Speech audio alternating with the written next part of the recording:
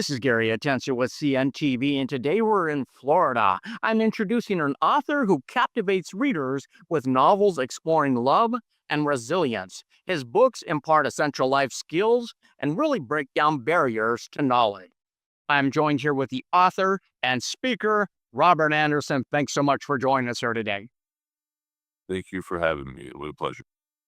I'm going to start off a little bit about yourself. I mean, you're basically an acclaimed author and thought leader committed to exploring themes of spirituality, personal empowerment, and social justice. Your work really is a beacon for those seeking to unlock their potential and make a positive impact in the world. Share with me, first of all, a little bit how your passion really to make the most complex ideas feel clearer, relatable, and actionable. How did that passion come about for you? Well, just like anyone who's walked the kind of journey that I walk and do the kind of things that our Heavenly Father has me do, I had to walk through the fire.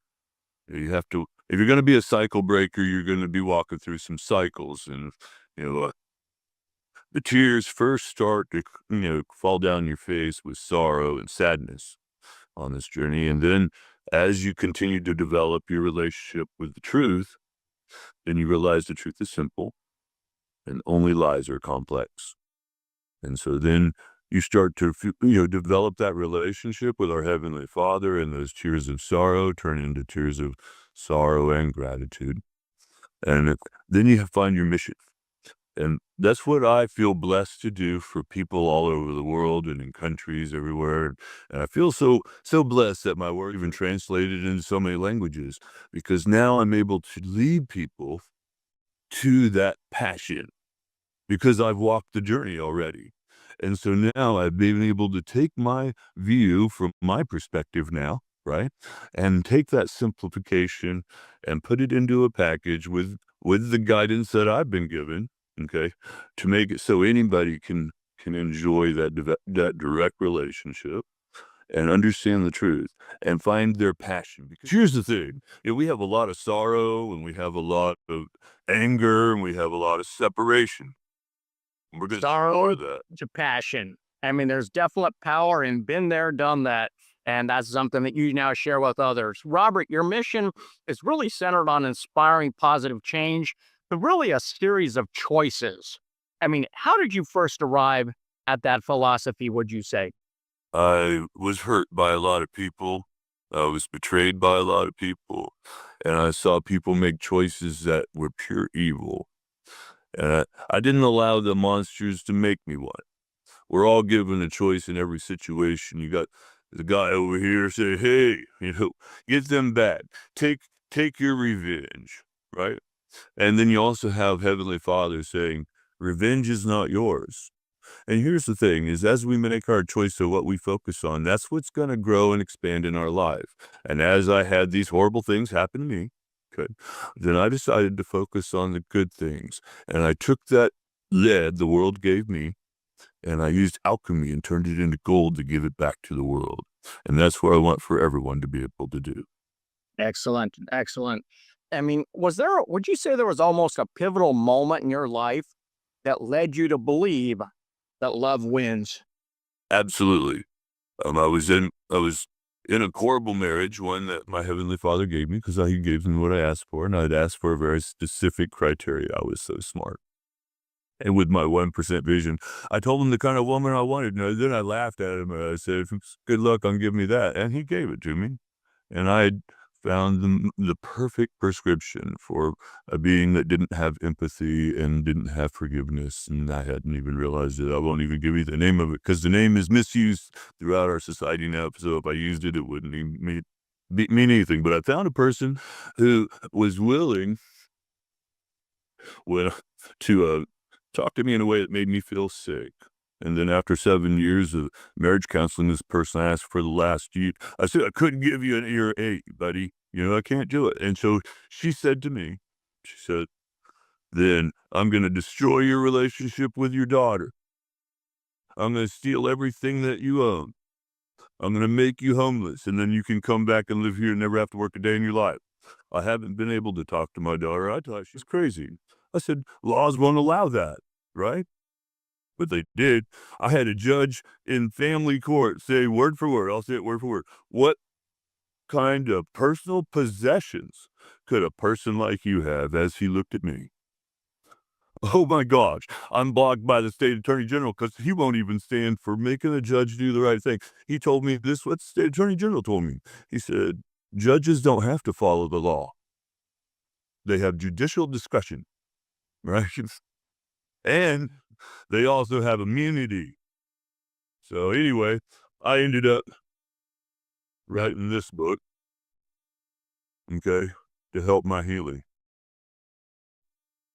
And I still haven't been able to talk to my daughter. I still haven't seen my own books. That Okay.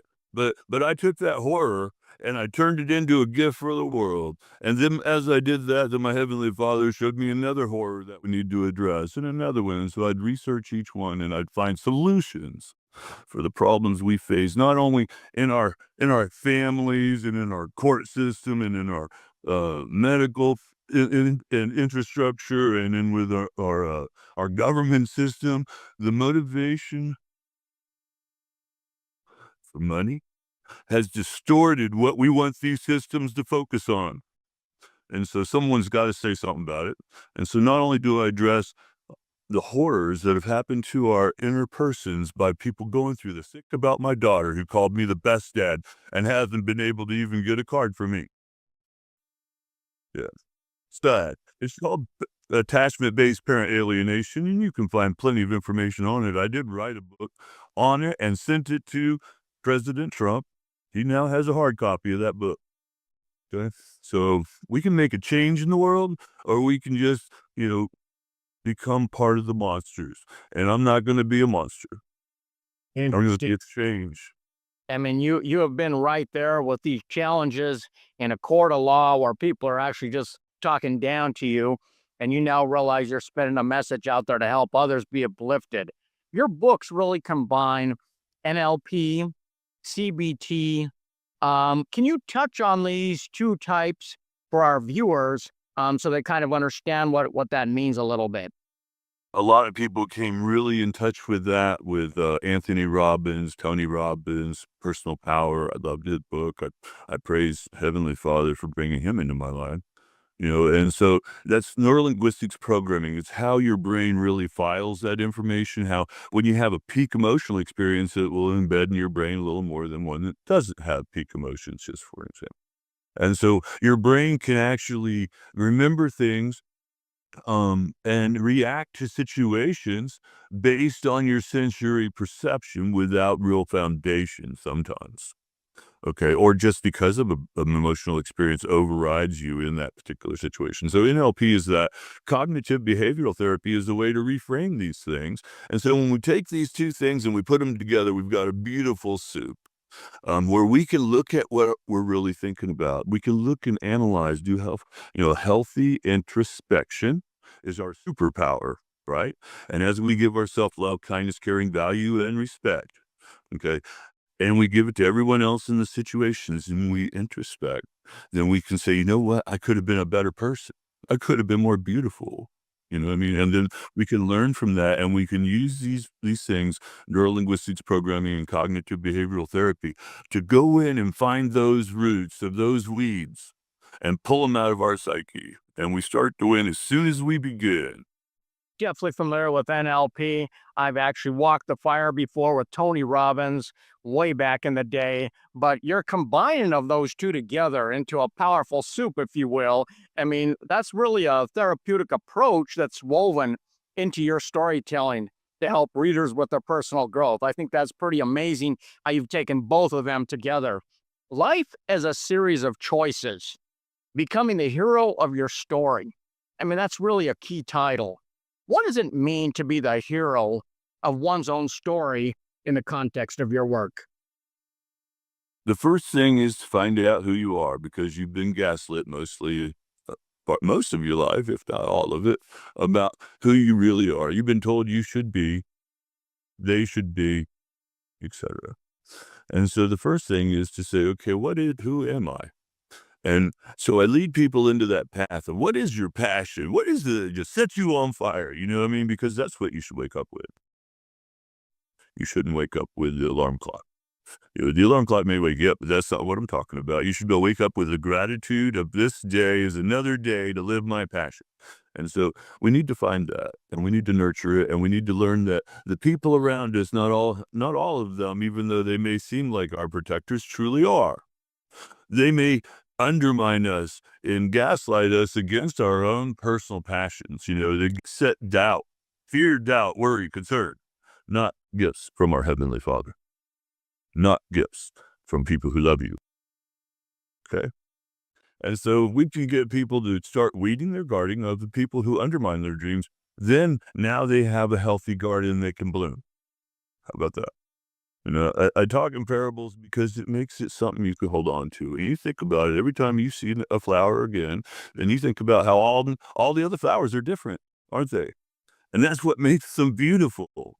And so the lie of the world is that everyone should be the same, when the truth of the world is no one will ever be the same. And the more we learn to value the differences in us, and we learn to nurture the dreams and the passions and the gifts our Heavenly Father's given each one of us, and the mission we have here to fulfill His will on earth as it is in heaven. Quite honestly, we're unique, we're individuals, and that is something that needs to be pushed out there. When we start out in life with a fresh garden, we're a perfect garden. Before you know it, we've got weeds that we got to clean up, and it sometimes takes years, if not sometimes a whole lifetime. How can readers begin to embody that role, of becoming a hero, to tap into their full potential to affect change, not only in their own lives, but in the communities around them? Well, I've got multiple books, and so I have a lot of people say, "Well, what book is right for me?" Well, I made a book for free. It's called The Key to the Library of Transformation, and you go to robertandersonlovewins.com, and you click on that. Don't even tell me who you are, because this journey is for you to drive. Okay, I'm not going to push you. You're going to take the steps forward because you choose to. And if you don't choose to, that's what you did with the gift I gave you. So you download that PDF of The Key to the Library of Transformation. And when you do that, you go through. And there's a bunch of books. Okay, just flip through. And they're going to give you, one's going to jump out at you and say, "This is for you." Yeah, And you're this going to book know for it. you. You're This going to this know. was a gift you given. It's a free download. It's a gift you give to people. In your book, we learn to be a hero in life requires fortitude and bravery. It means really choosing love over indifference, kindness over cruelty, caring over selfishness, and respect over disregard. Would you say the easier path tempts us to do otherwise? Absolutely nothing good is ever easy, and this is the same. The fact is that in order for anyone to take the journey we've been talking about, and you know it because I see it in your eyes, okay, you had to say, "You're wrong about me," to somebody that you loved. You had to actually remove a few people that broke your heart, because you had to choose you over them. You had to realize they weren't supporting the beautiful journey that you're on now, right? And you had to let them go, and you had to love yourself that way. But you still had to treat them with love, kindness, caring, value, and respect, because we treat everybody the way we want to be treated, right? With love, kindness, caring, value, and respect. But you had to let them go. And that's self-love. People think self-love is buying a purse. It's not buying a purse. It's giving yourself love, kindness, caring, value, and respect in every situation. And the saddest thing is, the hardest thing I see for people to get is that you give yourself value. Yeah. Yep. Value. Everybody's willing to give up their dream to make everybody else happy. Well, what a sad thing if on the day that they put you in the ground, they say, "Well, yeah, you made everybody happy." Wouldn't it be better if you had a legacy that you left behind that had a positive impact on the people that you interacted with in this lifetime? So give yourself that gift first, and then everyone else. Actually understanding the value that you bring to the world. Your books, like you said, are available in multiple languages. They're read globally. Were you surprised how your message of love and hope was able to gain such international traction? And what does it feel like knowing that your work is impacting so many different cultures? I feel blessed. Like I said, I walked through the fire, and I wouldn't wish my journey on anyone, to not be able to speak to your child because of the corruption and horror that I've gone through, as well as other things. I've gone through multiple things like that. It's not the only fire I've walked through. But at some point you say, you know what? Thank you, Heavenly Father, because look what you did with it. I mean, I didn't have all this library to give the world. I didn't have all these tools that make it so that when people read my books, every time you read it, it's going to be different because it's talking to you where you're at. So a lot of people say, I read your books. I just read like a couple pages each day. And then they just need to absorb that. This isn't something that you're going to rush through. And it's also one you're probably going to read again, because when you read it the next time, you're going to be in a whole new place. You're going to get whole new answers as this book talks to you.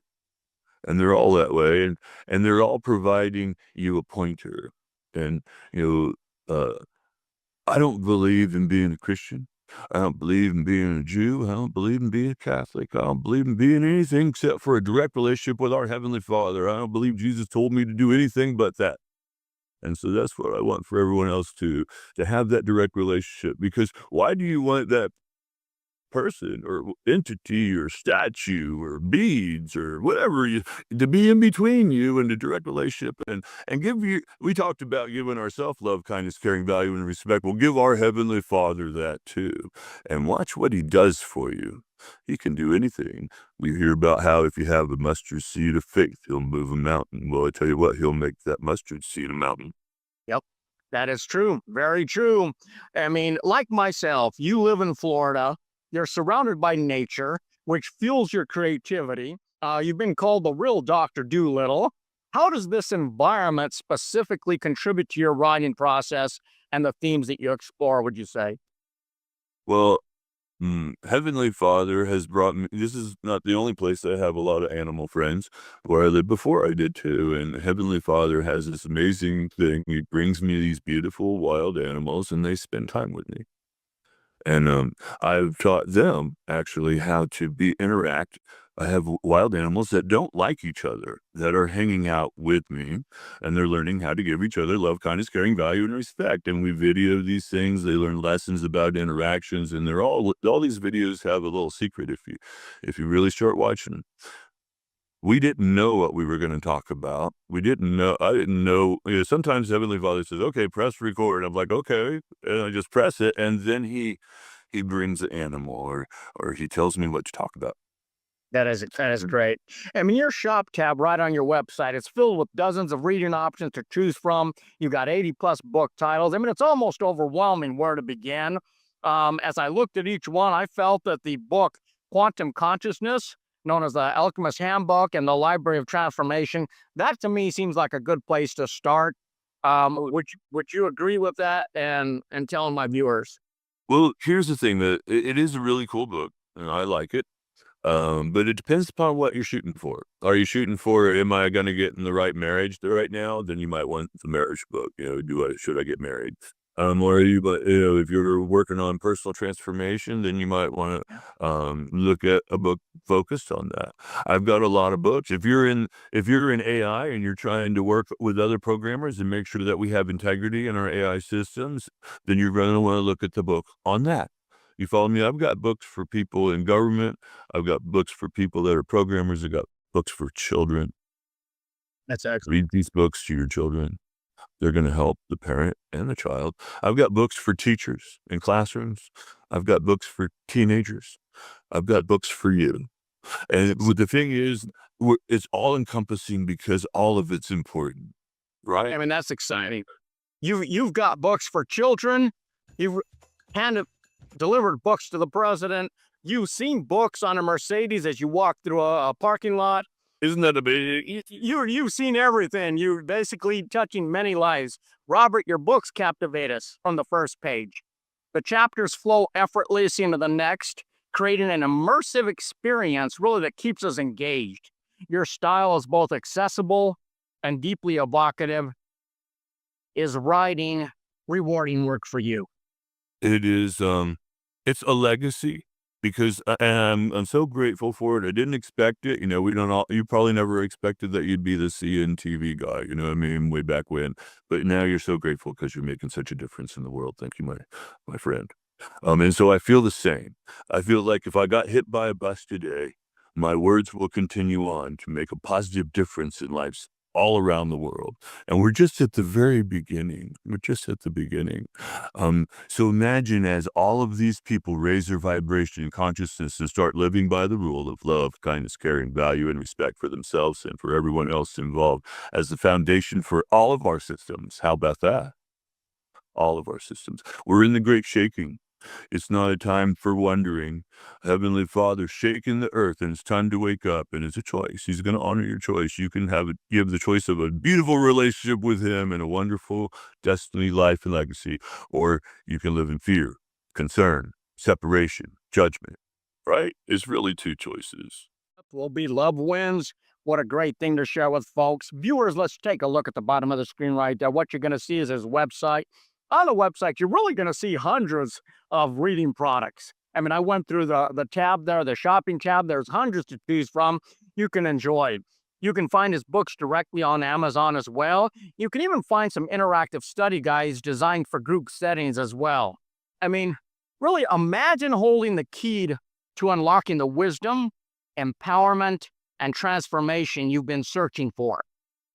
Robert would tell you your journey begins today. Reach out, check out his website. That is Robert Anderson. Love wins. Inspiring change through empowerment. This is Gary Atencio with CNTV. And if you don't know, now you know.